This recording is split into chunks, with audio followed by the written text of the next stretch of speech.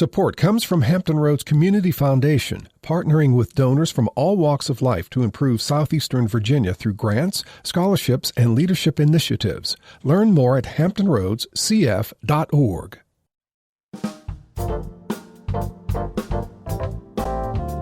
Hello, everyone. I'm Barbara Ham Lee. In 1870, the 15th Amendment to the Constitution outlawed racial discrimination in voting. But that didn't stop some states, particularly in the South, from doing everything from voter intimidation to poll taxes to literacy tests to keep blacks from voting. People were brutally beaten and even murdered over their right to vote. Nearly a century later, in August of 1965, the Voting Rights Act was signed into law. Over the years, the Supreme Court has chipped away at the power of the act, and it's happened again. What does all this mean for the rights of all Americans to vote? What's the impact on the African American community? Some answers when Another View returns right after this national, regional, and local news from NPR and WHRO News.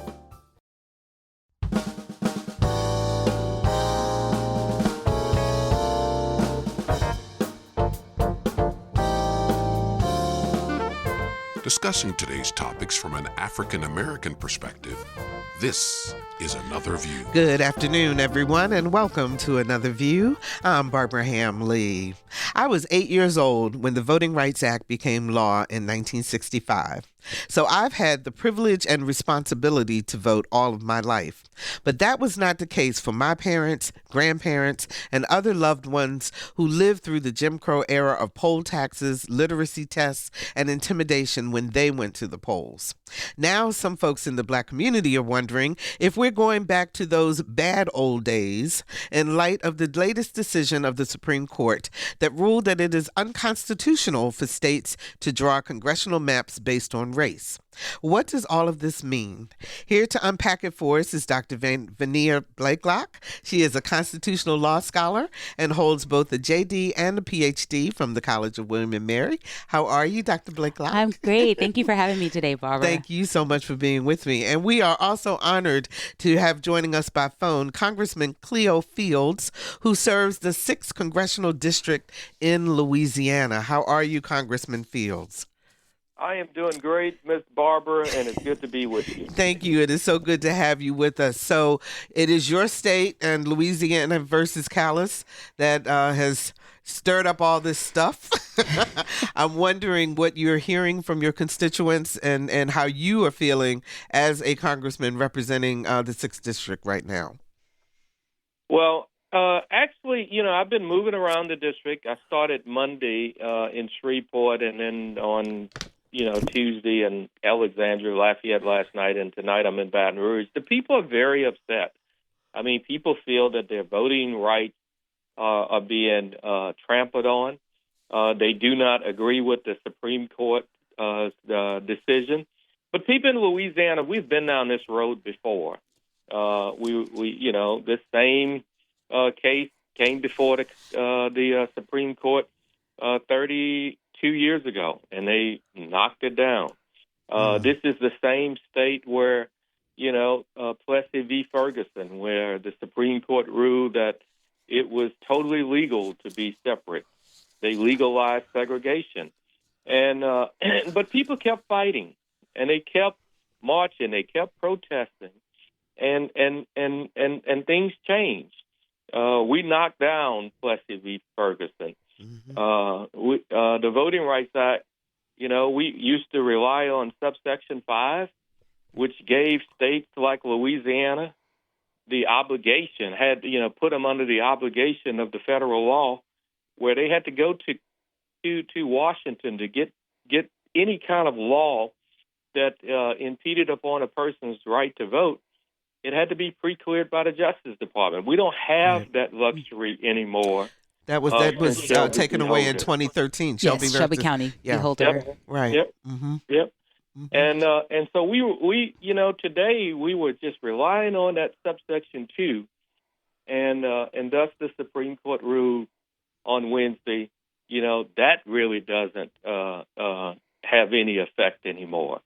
They changed the whole test. It used to be a fact. Now they're saying that you got to prove intent And so we need a new Voting Rights Act. And it's unfortunate.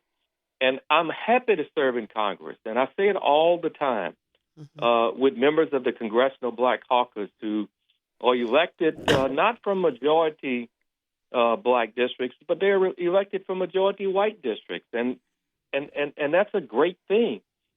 But people from Mississippi and Louisiana and Alabama, these deep southern states, they don't have that luxury. Yeah. In Louisiana, we've never elected a black person to Congress in a majority white district. Many have run, but none have ever been elected. Yeah, same thing with Mississippi and Alabama. But we're going to fight it, and this is just another hurdle they've put in our way. What do you say to people that say we're going back to Jim Crow because it's the majority southern states where this is really where the redrawing and everything is really happening, different from Virginia, where at least the voters were able to vote on an amendment to make change. And what's happening in your state and other southern states is that legislators are making that decision. Yeah, and it actually comes from the top. I mean, the President of the United States, the first executive order he signed, when he took office, he said, I'm going to do away with diversity, equity, and inclusion, and bragged about it, and then threatened colleges and universities. If you have any type of diversity program, we're going to take away your federal funding. Bragged about it with hospitals across America, threatening them to take away their funding. And so diversity, equity, and inclusion on his watch became a bad thing, and people started backing up. And so it's like a whistle call to the nation. We don't need diversity. And I beg to differ with the president. When our military didn't have African Americans, didn't have women, when it wasn't diverse, it was not as great as it is now. When it became diverse, it became the most fierce fighting machine in the world, and no one can second guess that. Diversity is a good thing, not a bad thing. But when you have a president, who picks up the phone and called the governor of Texas and said, I need 5 more Republican seats. And then the governor of Texas just said, okay, and then he just go and do it. That's just bad for America. So what can voters do? How can we help to make change? I think voters can do the same thing John Lewis did, the same thing Martin Luther King and Rosa Parks. They need to be involved in the process. I was at a town hall and one of the voters said in Shreveport, well, I don't feel like my vote values, and I'm just not going to vote anymore. And my response to her was, well, tell me how that works. So how, you going to now just let them do what they want to do? And then she changed her view and her opinion. We need to get more involved in this process. Yeah. I'm wondering, Congressman. I'm sorry. Go ahead. I didn't mean to interrupt. Yeah. Basically, every citizen across America should register to vote. And they should get all the people similarly situated around them registered. And they should go to the polls and they should vote. Southern states are under attack. And it's not just Congress. Tomorrow is going to be state legislatures, and then school boards, and then city councils and judges. And we need people now to just stand ready and go and vote. And then what Congress can do, the next Congress, they can pass a John Lewis Voting Rights Act and recognize there are southern states in this country that still have not gotten beyond block voting and vote for people based on the color of their skin versus the content of their character. There are young people out there today who did not experience the marching and or may not even have parents who experienced it, and so they haven't passed down that legacy. I'm one of them. How do you talk to them? How do you keep them engaged? Because they say the days of marching are over. We're done with that. Then tell them what else to do. Well, I mean, the same way my sister, my oldest sister, connected with me. When I had the questions, when I was, 10 years of age, when I presented her the question of, why we need a Voting Rights Act. We got a 15th Amendment and we got a 19th Amendment. And people need to be mindful of the fact that was a time when if you were a black male in this country, you were not only white males voted. That was a privilege for them. And it wasn't until the passage of the 15th Amendment black males got the right to vote. But women still didn't have the right. Mm-hmm. Women didn't get it until the 19th Amendment. Mm-hmm. And people, when you tell them that, they say, what? Yes, that's why that right is so precious. And that's why people need to get up and go out and use it. I think I'll do the same thing I did same thing my sister did with me. When I questioned her about why we got to have a Voting Rights Act, don't people have the right to vote? And she explained, even after people got the right to vote, there was towns and cities in the southern part of our country that said, okay, you got the right to vote, but you got to first register. You got to first come through me. And then they brought, that's where the Jim Crow laws came from. They had prerequisites to even register to vote. Old ladies would show up to go register to vote, and the registrar would say, tell me how many jelly beans are in a jelly bean jar. How many bubbles are in a bar. So state the preamble to the Constitution. Then they got even more sophisticated. They had poll taxes. Yeah. You got to own property in order to register to vote. And that should motivate young people, Exactly. There's nothing magical about it other than just giving them the history. We weren't born with the right to vote.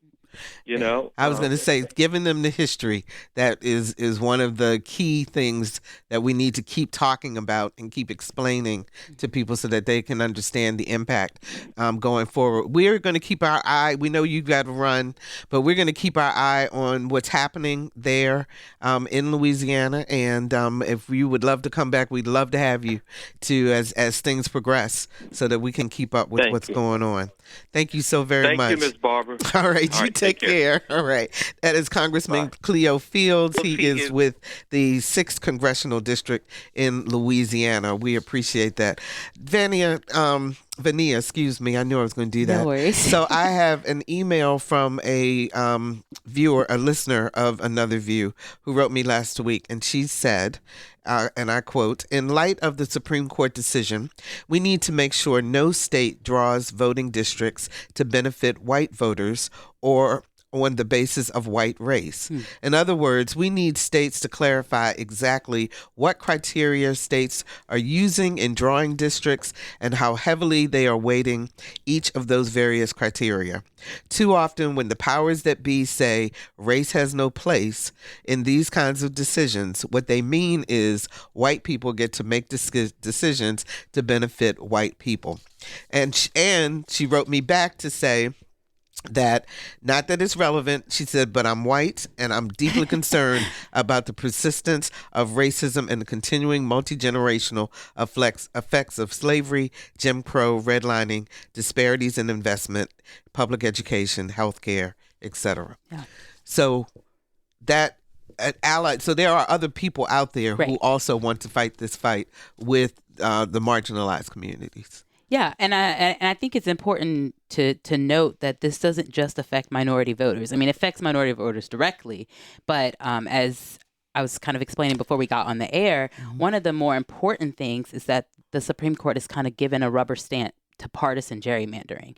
And so we all know that for the most part, Black Americans, not all of them, we're not a monolith, but for the most part, vote as Democrats. And so what the Supreme Court has said is, that can't be evidence of voting block cohesion. We're no longer going to say because the state has 8 Republican districts and 1 Democratic district that Black Americans voting is diluted. And so on the one hand, that makes sense. But on the other hand, what that has done is that it has immediately opened the door for all states to have to battle one another. Even Democratic states who have historically passed laws and constitutional amendments to have bipartisan commissions draw their lines. Like Virginia.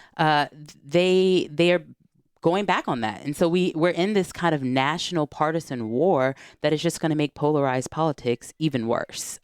So in Louisiana, and I should have asked the congressman about this, but the fact that the governor has now halted the congressional race, the primaries, which were supposed to take place May 14th, I think it was, or 16th. May 2nd. Okay. So he's paused that, but says the rest of the issues that were on the ballot can still continue.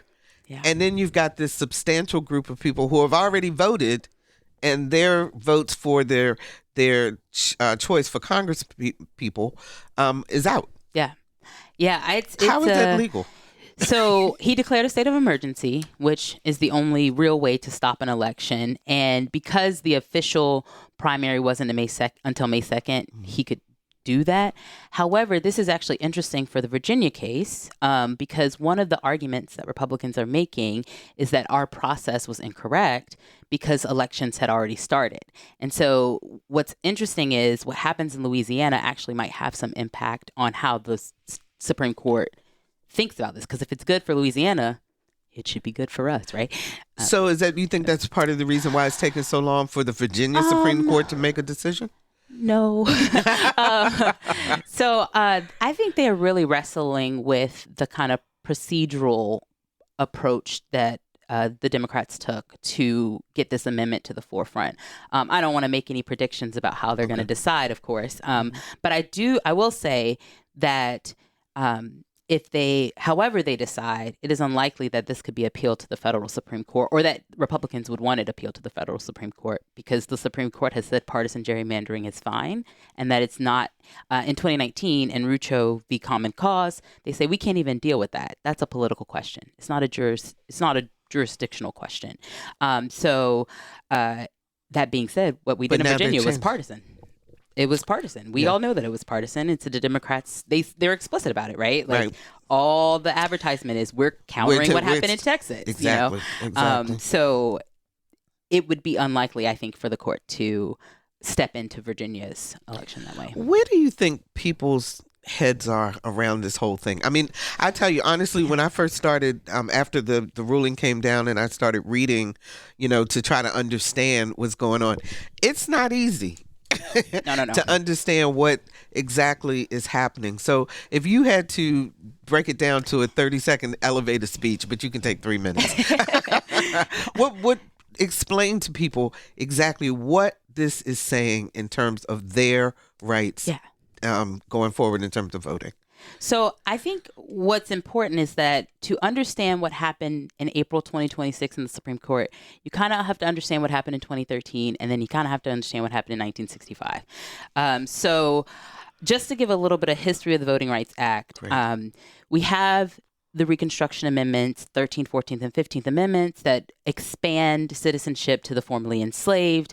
The 15th Amendment specifically says that Congress or states cannot abridge voting on race, color, or prior condition of servitude. That happens, and in the for a while in Reconstruction, you have increased Black men voting. You have Black men in states legislatures. You have Black men in the U.S. Congress, in the Senate. And very quickly, when Southern Democrats get back into power, because at that time, the Democrats were the conservative party, they immediately start to create laws to get around that. And I would like to point out that often it was not explicitly, the intent wasn't explicitly about race, right? You had literacy tests. It wasn't that Black people had to have literacy tests. Everyone had to have literacy tests to vote. Poll taxes. It's just how they were executed were different, whether you were Black or white. They would create their grandfather clauses. They would say, they would make laws that say, not that Black people had to fall into the grandfather clause. They would say, if your grandparent could vote in 1850, you can vote. On its face, that's a neutral law. Yeah. But you have to understand that that's not a neutral law. Like, that targets Black Americans.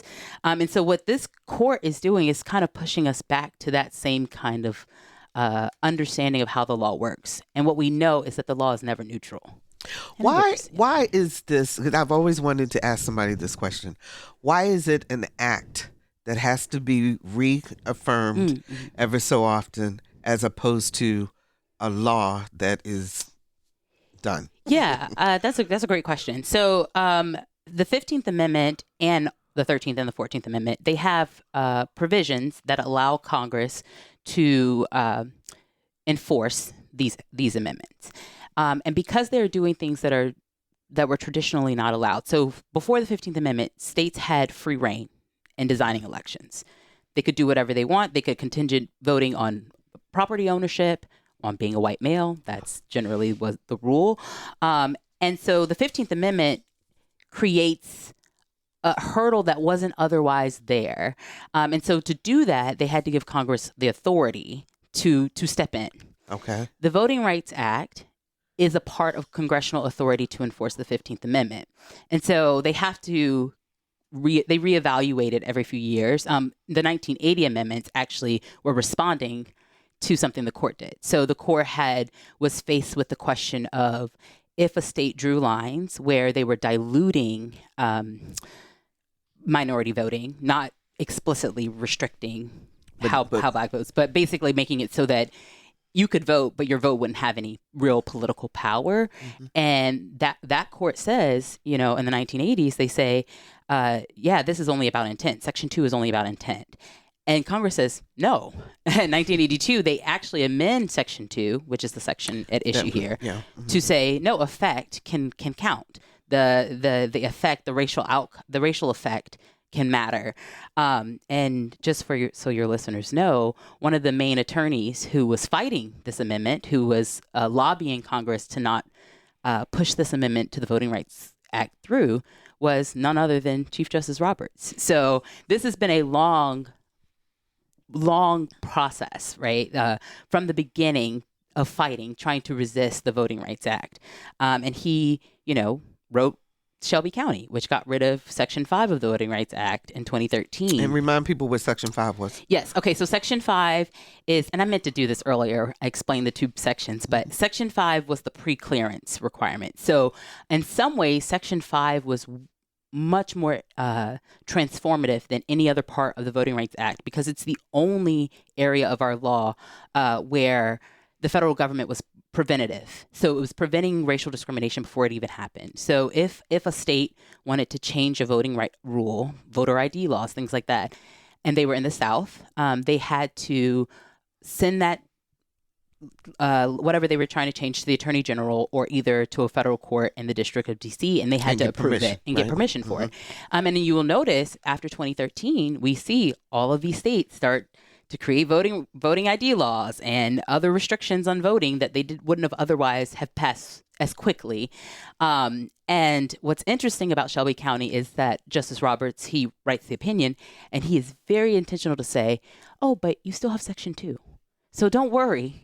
Right? This is not as alarming as people are making it seem, because you still have Section 2. You can still remedy. And Section 2 was supposed to say was then to say you could not. You had to make sure that you had minority. Majority. Not that you had to have majority minority districts, but Section 2 is more of kind of a remedy after the fact.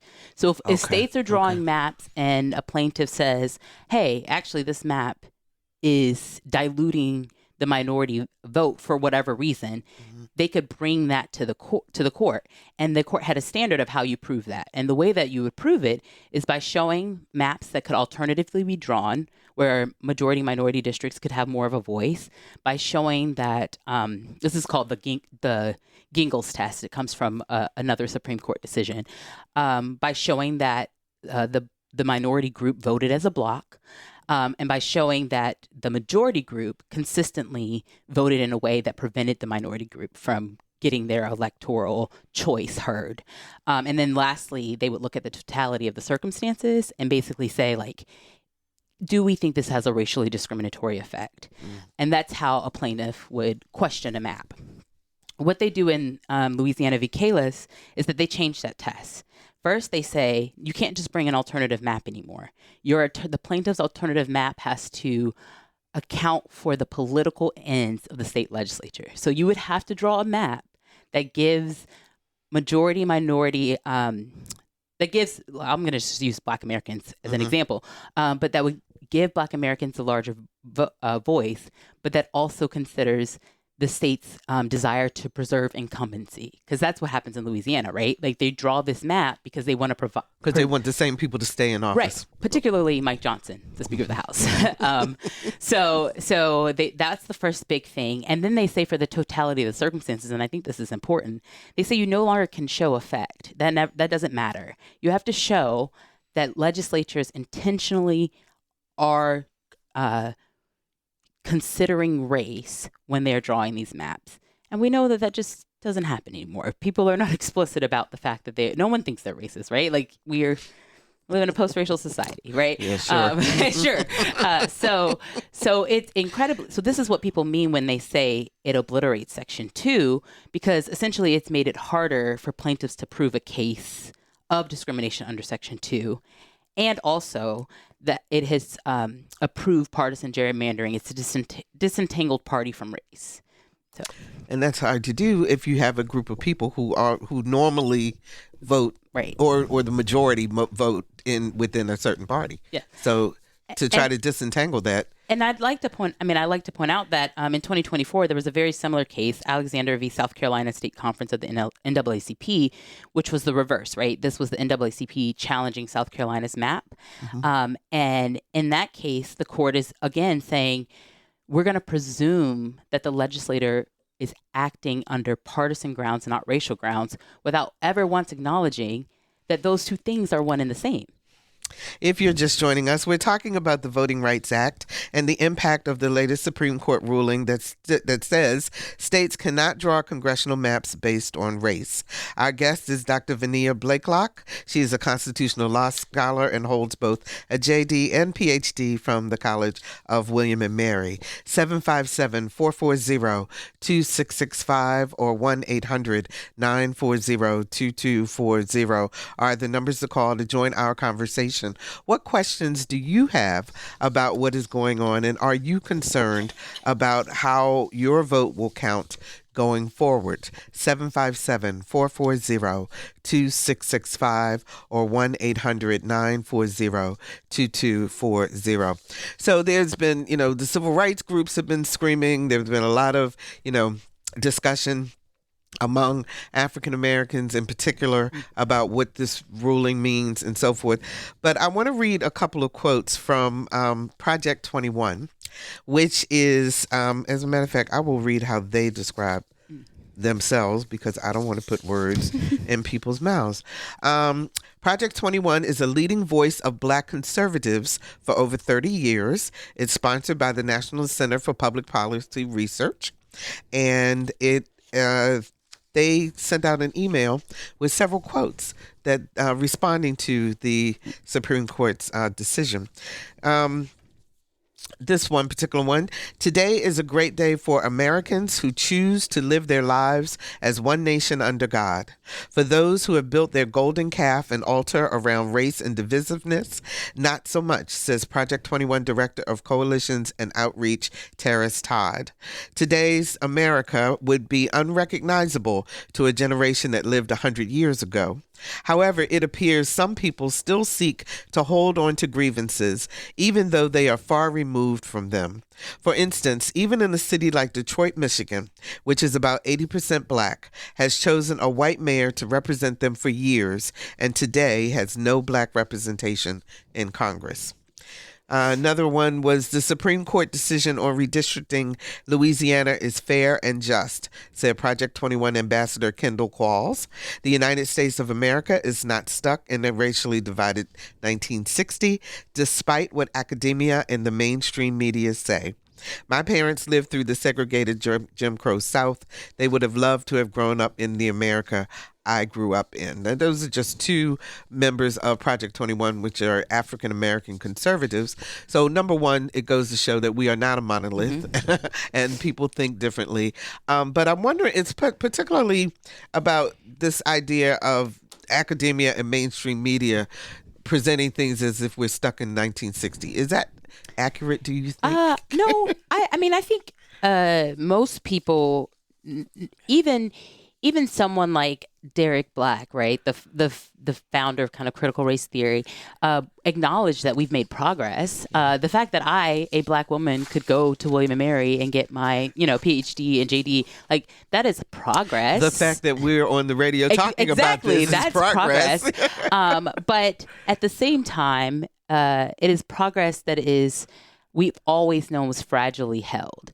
And so the idea that because, there's a very famous quote, Justice Ginsburg in the dissent in Holder in 2013 says, what the court is saying is that just because you're outside when it's raining and you're holding an umbrella, that we should get rid of the umbrella. And that's kind of the approach. What I would say is for what the conservative Black Americans in those quotes are hinting at is this idea of colorblind constitutionalism. And I want to stress it because a lot of times the Supreme Court, especially the conservative majority, will articulate colorblind constitutionalism as if it has always been the law, if it's always how we've read the Constitution. It's interesting that you bring that up because there's one other one that says, today the court recognized that our Constitution is colorblind when it comes to racial gerrymandering, and all state legislators must adhere to this. I commend the Supreme Court as it continues to uphold this vital colorblind policy, a policy that ensures no American is favored over another because of his or her race. To quote Justice Thomas, today's decision should largely put an end to this disastrous misadventure in voting rights jurisprudence. We at Project 21 continue to strive to make sure that all Americans, white, Black, or brown, live in an America that sees them as individuals and not as race-hued beings separated into groups. Yeah. I'm going to talk to Pam in Yorktown. Hi, Pam. You're on the air. Hi there. I am a Caucasian female, 76 years old, and a political activist since the 1960s, so I'm getting tired of it. I have always, I'm a libtard by today's definition. I have always fought for those without voices. And what disturbs me is the lack of participation by too many minorities. They just don't get involved. And sometimes it's because of their age, the ignorance of what the past was about. They don't feel that it affects them. And therefore, why should they worry about it? And it does. Everything that was given to us, that's even a term we fought for is a better term, is going away right now. Our democracy is not here. It's dead. And if we want to revive it, we have to get to the polls. It will make a difference. If you get out and you protest, it will make a difference. You may not see it today or tomorrow, but it does help. I mean, I've lived through where I was married and pregnant and fired from a job for being pregnant. I lost a job simply because the owner of the company I work for tried to rape me, and I pushed him off and said, I don't care for costing my job. Get the hell away from me. And the next day I was fired. That wasn't illegal. You couldn't get contraception, not even a condom in Massachusetts when I was growing up. The things we have all faced, whether it was voting. Now, I was never held back at the polls, but had I been a bit older, I wouldn't have been able to vote. Yeah, I hear you, Pam. And I want to give our guest time to respond. We really appreciate the phone call, but she brings up a very good point. There are a lot of areas where people across the board have been affected, by not having laws that were protective. Yeah, no, and on the voting piece, I am younger, and I do realize that there is a generation of people my age and younger who feel as if voting doesn't matter. And you have to understand, right? Like, I am the 9/11 generation. From the time I could think, we have been in situations that suggest that the government just operates the way that it wants to operate. And I do try to push back and tell my friends, elections matter. This is anecdotal, but the only reason we have Brown v. Board of Education is because Justice Vinson has a heart attack, right? And we just happen to have a president that appointed Chief Justice Earl Warren. If another person was appointed, that decision is very different. Elections matter. Trump has appointed 3 Supreme Court justices. Had he not won in 2016, our world would look very different. And so I think the key is to show young people that harm reduction still is a value.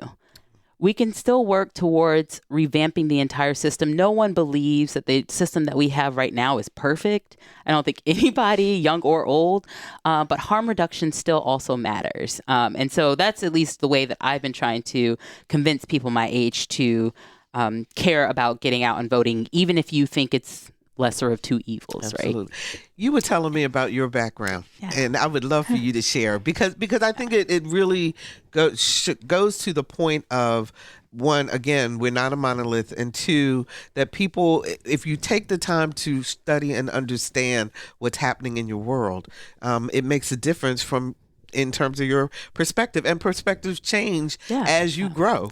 Yeah. So I grew up in a really, really conservative environment. I went to private Christian school all the way up until law school. Even my undergrad was a private Christian university. My friends' parents, all Republicans. I have an uncle who's a Republican. He's not MAGA, he would want me to say, but he is a Republican. And so I have been very sympathetic to the kind of Black conservative ideas, the idea of small government, the ideas of kind of the don't tread on me, the government not being involved in intimate decisions. And going into law school, I would have said that I would never have called myself a Republican, but I was pretty conservative by any mark of today's definition, for sure. Free markets, capitalism. And what happened is, in law school, I was really interested in the Constitution. I've been obsessed with the founders since I was a kid. And in constitutional law, it actually was when we were doing Brown and learning a lot about Brown. We watched Eyes on the Prize in my con law class. And just really getting in that history and realizing that just because something is legal doesn't make it just. And that just because something just because the law is a certain way right now, it doesn't mean it has always been that way. Really restructured how I thought about rights, how I thought about citizenship, how I thought about America.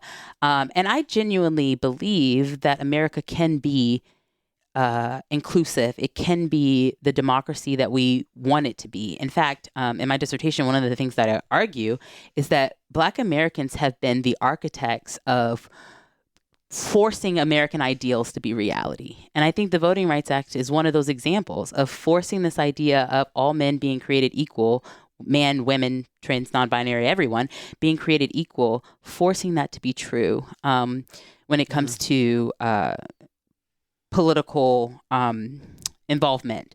But for it to be true, we're going to have to fight. We can't, they're not going to give it to us. The people in power aren't going to give it to us, right? 757-440-2665 or 1-800-940-2240. Sean Paul joins us from Norfolk. Hi, Sean Paul. You're on the air.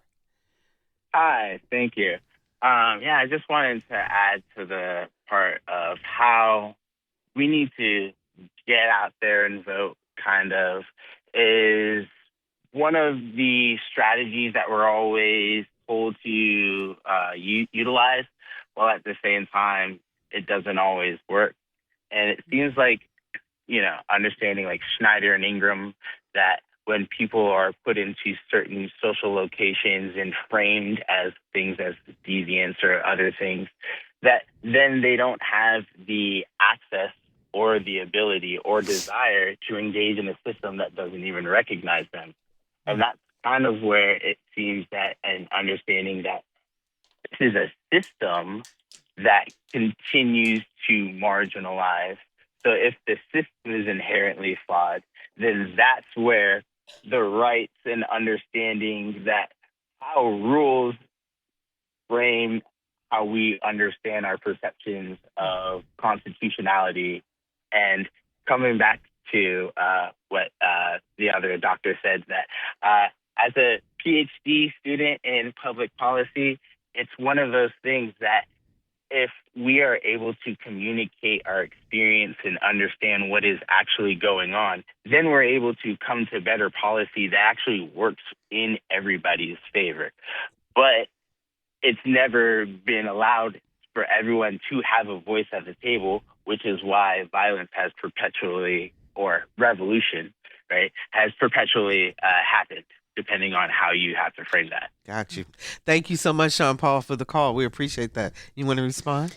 Yeah, no, I mean, I think that's a really, really important perspective, and also how most people feel. I mean, I think even if you were someone who fought during the civil rights movement and still alive, because it wasn't that long ago, despite what the majority wants us to believe, it would be disheartening, I think, to think that we could make progress. The circumstances that allowed for Brown, that allowed for the Voting Rights Act, that produced a Martin Luther King, that produced a Malcolm X, those were really unique circumstances. I mean, you had the Cold War happening. You had, women entering the workforce. Like, there was a lot of things happening that maybe are not the same now. Earlier, you asked the congressman when people think that we're going back to a Jim Crow era, how would he respond to that? And I was thinking that in some ways, what we are approaching might be even harder to dismantle than Jim Crow because it's not explicit, because we've said now that it's neutral. Like, it's so much easier to fight racism when someone is calling you the N-word, yeah. right? Mm-hmm. It's much harder to fight racism when someone is saying, I'm not discriminating against you because you're black. I'm discriminating against you because you're a Democrat. Like, that's much harder to deal with. And so I think our strategies have to be different. So we've got to learn how to change those strategies. Yeah. Explain to people why it matters to have first of all, before I even go there, this change and the way that these states are redrawing maps and so forth now, it doesn't just affect Congress. Right. So most people are focused on the national elections right now because that's where all the action is happening, especially in light of the midterms. But it's not just Congress. It could be in the ways that, we elect any federal office, state offices, localities. Most people don't realize that during Jim Crow, it wasn't just that they were prevented from being in Congress. They couldn't serve as mayor. Yes, exactly. They couldn't serve as on the city council. Right. Like, those are people who actually are involved with your day-to-day life, making decisions that affect your school board. Those kinds of elections can be shaped by this amendment. Sorry. But you have no. And the other thing I was going to ask was about the fact that why is representation in Congress or on the school board or on city council, for that matter, why is that so important? Because, according to Project 21, with Detroit, they haven't had a black representation in Congress. Does that mean they're not getting what they need? Yeah. Who knows? Okay, so first of all, that's a straw man argument, and I think one of the things that people misconstrue when they hear you're using race to draw lines is that they think that means quotas. Right. And it's never meant quotas. It's why black and honestly, Black Americans don't vote that way. I mean, if you look at the Virginia governorship, right? People were very surprised that Governor Spanberger got a significant chunk of the black vote. And so I think, one, it's kind of actually dismissive to suggest that black Americans only care about voting for black people. Mm-hmm. That's not what the Voting Rights Act says. It's the political power to vote for the candidate that addresses your needs the most. That might be a black person. It might not be. It might be a Democrat. It might not be, right? Mm-hmm. If we're talking early 20th century, It's not. It's kind of like when I was news director. One of the things that was very important. I always felt that the newsroom should be representative of the community it serves. Yeah. Same thing in Congress. Same thing in City Council. That because if you have that representation, then you have a multitude of ideas and thoughts, and you can serve everyone. Yeah, there's this concept in history and in the law, and that the founders always engage with this notion of tyranny of the majority, right? We want to protect, the fear about democracy is that the majority will be able to oppress the minority and there will be nothing that they can do about it. And so say you have a district of 6 districts and you have a population of 10 black people and a population of 50 white people. Technically speaking, you could let all those black people vote if they were in, one of them were in each district, right? Right. And they could vote, but they would never be able to have the same kind of political power that the majority culture has. Now, what you could do instead, which is what we have done since the Voting Rights Act, is you could say, okay, we'll draw the lines so that those 10 black people are in one district, the 50 white people are in the 4 other districts. They still get 5 of the representatives, by the way. And you have that one. So at least you have one. At least you have someone in the room who can consider your perspective. And even out of that district, it may not be a black person. It may not be a black person. And I think what's important, too, is that these are not just the rules that were required to prove these majority-minority districts and to design these majority-minority districts. It's not like you just have dots of blue people. They still had to be congruent. They still had to comply with standard redistricting rules where they touch one another and they're a certain shape, right? You couldn't just say like Chesapeake and Arlington are going to be a majority minority district, right? Yeah, but if you're not local, that might not make sense to you. But they're both in Virginia. One's in Northern Virginia, one's in Hampton Roads. Exactly. They still have to be cohesive. So it's not just the Wild Wild West. In fact, now it is the Wild Wild West because partisans can. So where do you think we're going to go from here? That's a great question.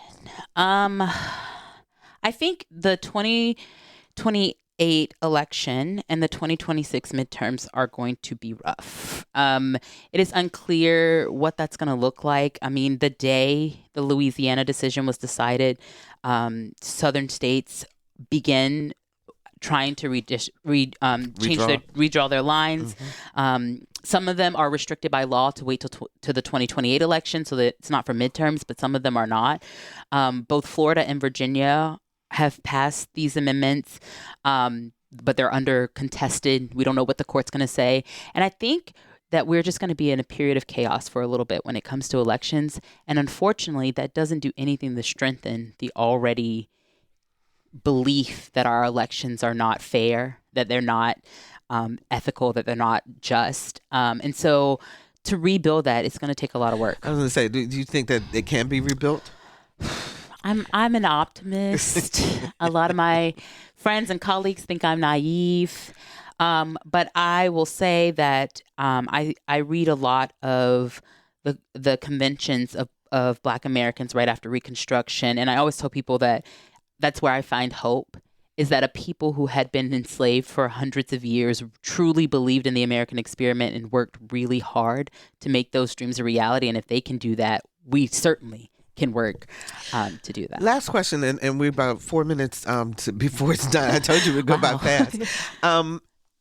In Virginia, the citizens voted to make a change. In California, the citizens voted to make a change. In Louisiana and in Tennessee, Texas and Florida, it is the legislators. It's the people who are already in power. Does it matter? Does it make a difference in terms of the fairness, I guess? I think, the kind of gut reaction is that it does make a difference. Some might argue that it doesn't, because even the state legislatures are representative of they're the representatives of the people, so it's the same action. And I do think that one of the dangers of, and the courts kind of force this to be true, is that states have to fight fire with fire. And so you have states that have, like New York, and Colorado, who have historically had bipartisan commissions draw their lines, and now they're trying to undo that, not because they're trying to get a Democratic advantage. I mean, they are, but because they have to deal with the kind of gamesmanship that is happening in other states. And that's really where the issue came, because had the president not called for those 5 seats, right, perhaps none of this would be happening. And I would say, like, one of the big answers, and I'm not trying to be dismissive, is that people actually do have to vote. Because the thing about gerrymandering is it's just predictions, right? There's a world in which you could gerrymander yourself out of office. This is happening in Texas. They're very suspicious that some of their line drawing is actually going to gain Democrat seats than lose them. And so people just need to vote. And that it really is where the power comes in, isn't it? Yep. You know, they have got to get if out voting and vote. didn't matter, they wouldn't work this hard for decades to keep us out of it. Yeah. So it really does matter. You know, you give me hope to see a young person. No, seriously, because I know that life right now is a lot about day to day. You know, people worried about the gas prices and food and, you know, and it's like, okay, whatever y'all are doing up there, you know, fine. But we've got to be able to pay attention. Yeah, for sure. For sure. Absolutely. Thank you for having me. Oh, absolutely. And congratulations on obtaining your PhD. Thank you. And all the new changes that are happening in your life. That is fantastic. Thank you so very much. That is Dr. Oh, I love this. So Dr. Vania Blakelock, Esquire. Yes. That is fantastic. So I want to talk with you all about a couple of things that are happening in the community that are really important that I think you want to know about. And starting with this coming Saturday, there's a huge community day on Saturday, May the 9th from 12 until 5 at the Campostella Shopping Center in Chesapeake. And all ages are invited. They're going to have games and activities, food and refreshments, youth empowerment, prizes giveaway, Mother's Day tribute. And they just want the whole community to come together. So come on out. It is free. Saturday, May 9th from 12 until 5, Community Day at the Campostella Shopping Center. And if you are looking for something inspiring to check out this summer, nationally renowned artist Nia Chanel Abney has a remarkable solo exhibition at the new Virginia MoCA on the Virginia Wesleyan campus. And I have seen this exhibition. It is incredible. Her bold, colorful work explores the African American experience in really thought-provoking ways. The exhibition runs now through August the 16th, but coming up Thursday, May 14th, I See You Bro and Virginia MoCA are hosting an evening inspired by Nina's exhibition, The Pursuit of Happiness.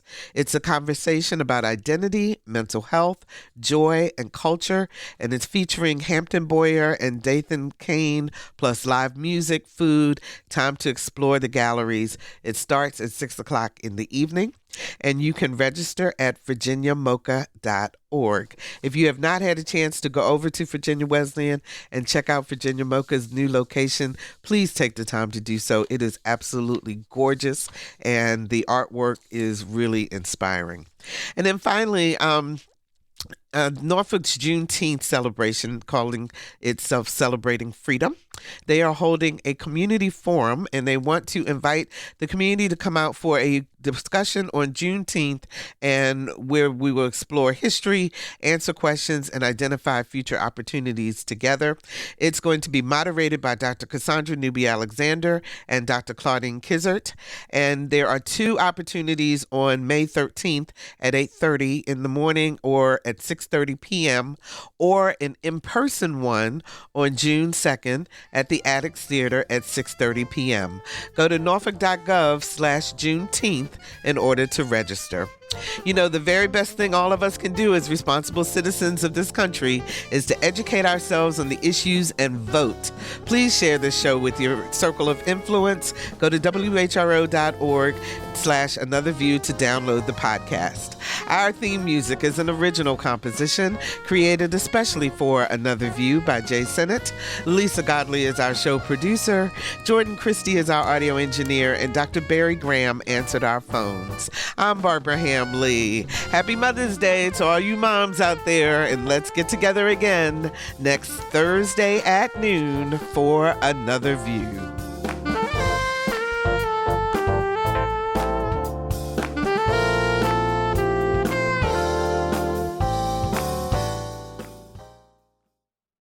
support comes from Hampton Roads Community Foundation, carrying out your charitable wishes forever, whether it's helping shelter animals, feeding the homeless, enhancing the arts, or supporting students. Learn more at leaveabequest.org.